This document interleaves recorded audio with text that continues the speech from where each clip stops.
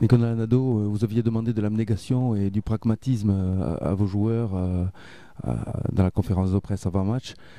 Qu'est-ce que vous pouvez nous en redire? Bah, au moins sur ces détails, on a été présent, on a répondu, on s'est mis au niveau de cette équipe, mais ça, j'en avais aucun doute. Je savais que les joueurs allaient répondre.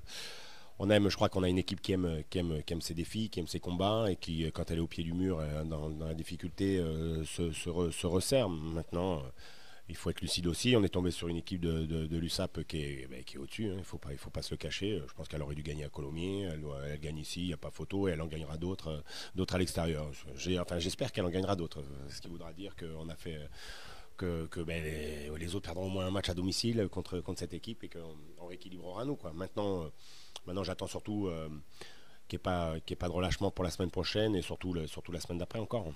On a deux matchs qui arrivent là. C'est l'état d'esprit qu'on y a mis ce soir, parce que Mont-de-Marsan, ça va être très très dur, hein. Il ne faut pas se le cacher. Ça joue extrêmement bien. C'est une équipe difficile à contourner chez eux.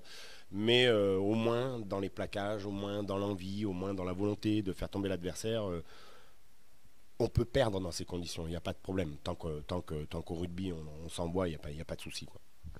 Une première mi-temps très maîtrisée par Carcassonne. Le tournant du match dans cette seconde mi-temps. Bah, le premier carton jaune, déjà, ça c'en est un. Et puis, il y a des sorties de camp qui sont pas bien faites. On en a une première en première mi-temps, début de deuxième mi-temps. Premier ballon, on finit en touche directement. Ils récupèrent, ils nous remettent la pression. Il y a une sortie au pied, on met le ballon direct en touche. On en a une autre, on rend le ballon à l'arrière. On récupère un ballon sur une sortie de camp de leur père.